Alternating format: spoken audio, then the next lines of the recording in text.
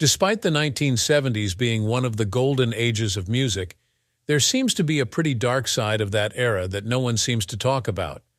On the surface, people are greeted with the flashy lifestyles and the larger-than-life image that these performers maintain on stage, but under it all, it's a tale of sadness, struggles, and deadly conflicts. The 1970s witnessed one of the major crises in the music industry, riddled by drug addiction, exploitative managers, mysterious deaths, and a whole lot more that remain hidden and buried in history.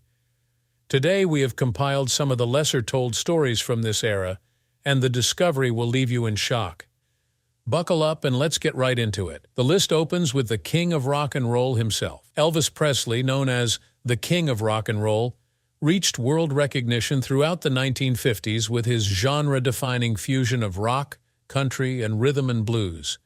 As a dynamic performer, with hits such as Heartbreak Hotel, Hound Dog, and Jailhouse Rock, he revolutionized music and became an icon of pop culture. From the early 1960s onward, Presley was also active as an actor in numerous films. His fans never dwindled. Behind the icon that he was, Presley did have his battles with personal demons.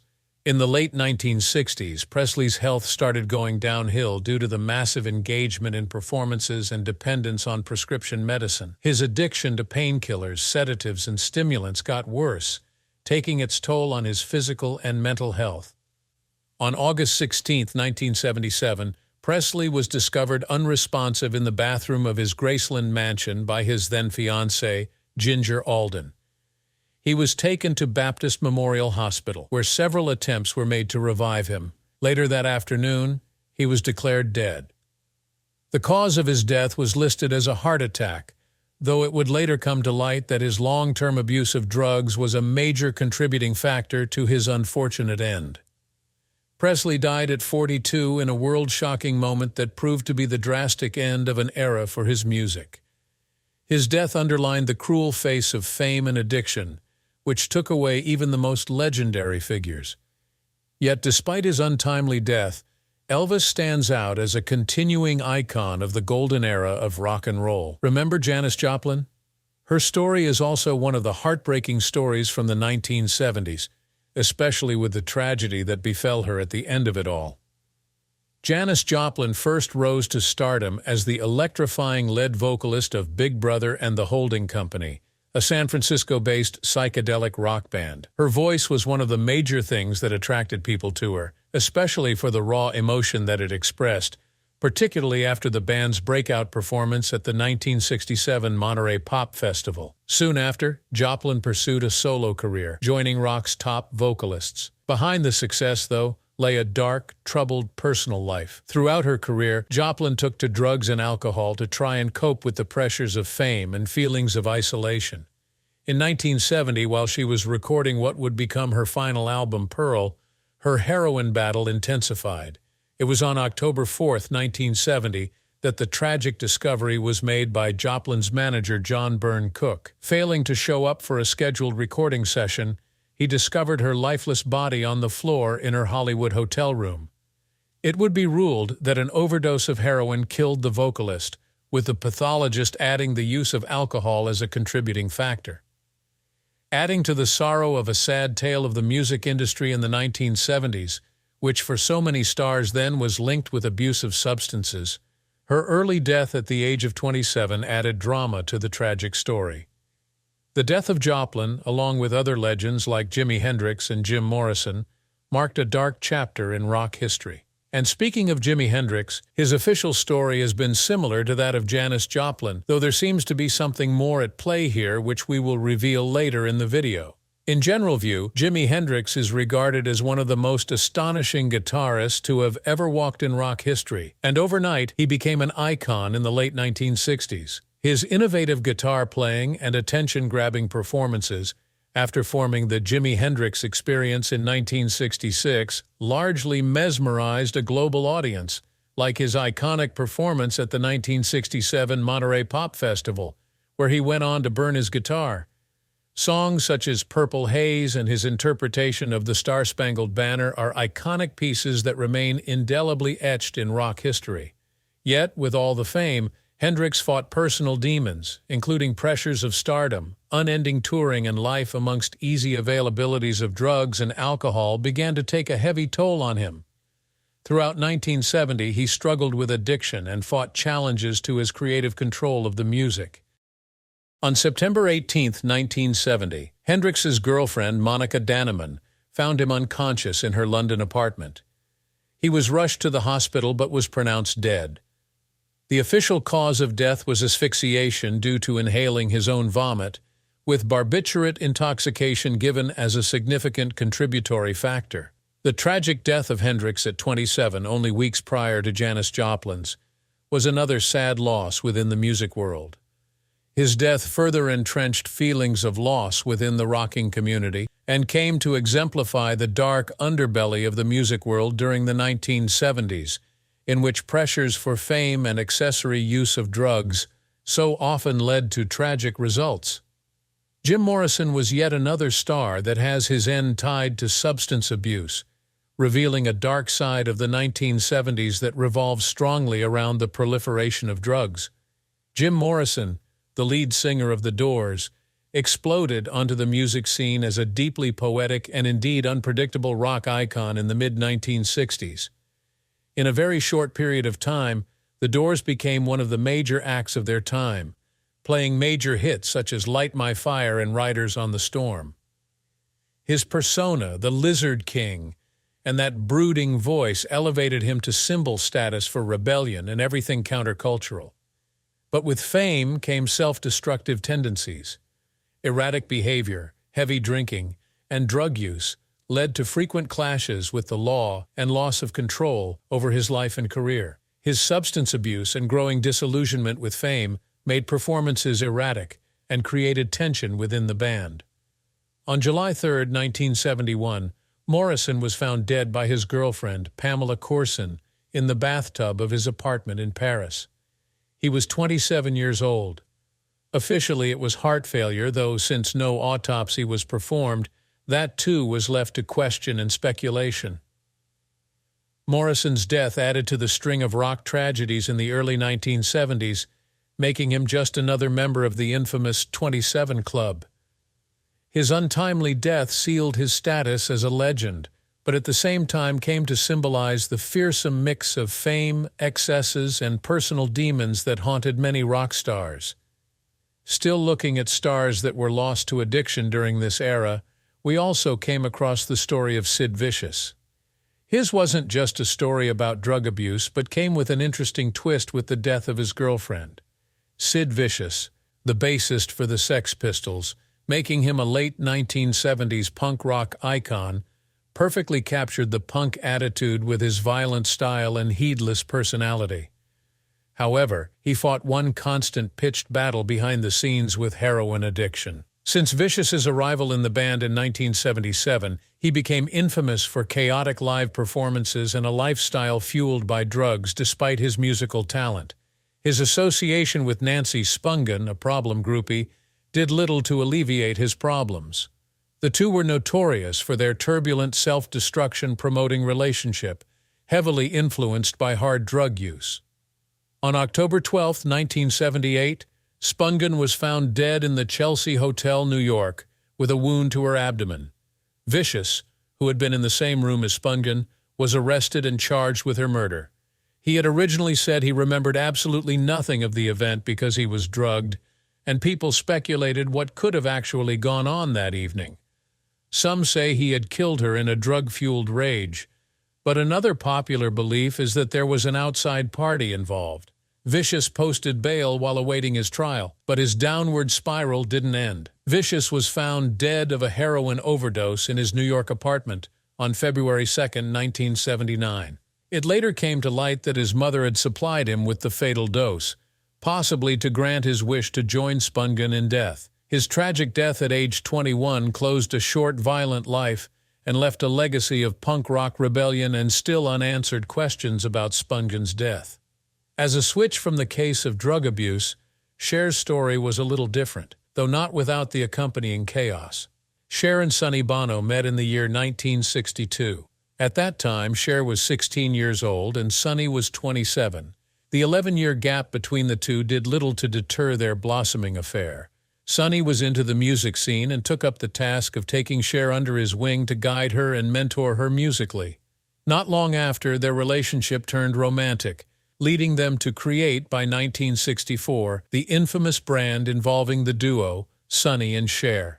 It launched them to fame with songs such as I Got You Babe. The two got married in 1969 after having spent many years working and living together.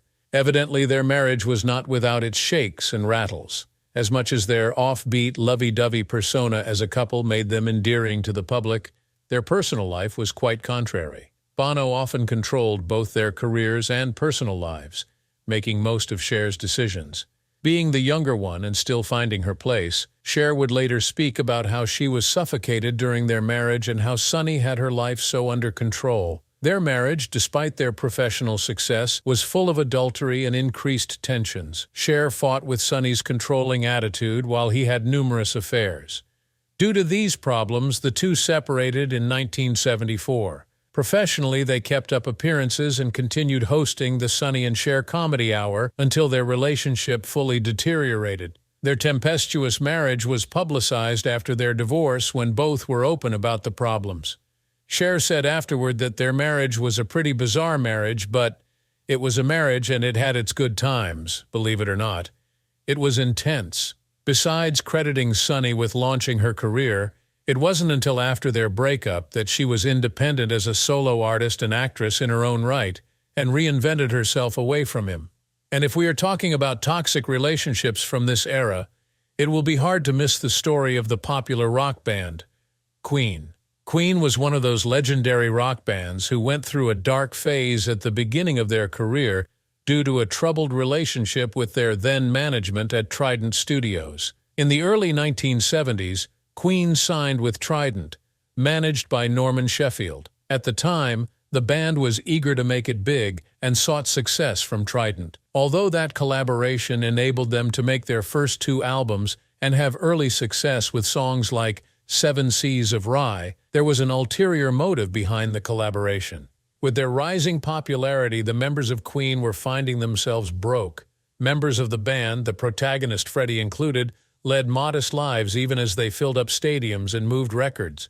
They couldn't understand how such work and rising fame hadn't yet converted into financial security. Meanwhile, Trident was reaping big profits, as was Sheffield. It came out later that Trident had been mishandling their accounts by siphoning off a large portion of Queen's hard-earned money and paying the band a salary that was inadequate. Frustrated and feeling ripped off, Queen left Trident in 1975, but not before a sour litigation. Finally, they came out of the contract and transferred to a new management team owned by John Reed. Hence, they achieved a critical turning point in their career, resulting in more creative and financial freedom. Their first album, after breaking free from Trident, A Night at the Opera, contained the legendary song Death on Two Legs, a not-so-subtle jab at their ex-manager. The time with Trident proved to be a lesson in financial freedom and reliable management for the Queen, who then moved further into even greater success. Also, manager Stan Polly seemed to have also been in the same league with Norman Sheffield, only that he took his own game a lot higher. Stan Polly was a notorious figure in the music world for egregious mismanagement of the rock band Badfinger.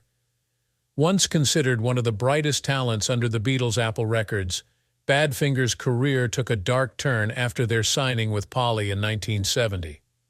The promise of financial success from Polly locked them into a contract where most of their earnings went directly into his pockets. All of this left band members virtually penniless, regardless of the size of hits such as Come and Get It and Day After Day. The contract that Polly had arranged made it almost impossible for Badfinger to make any money without his involvement. He pocketed advances and royalties with the band in heavy debt, while he amassed a fortune.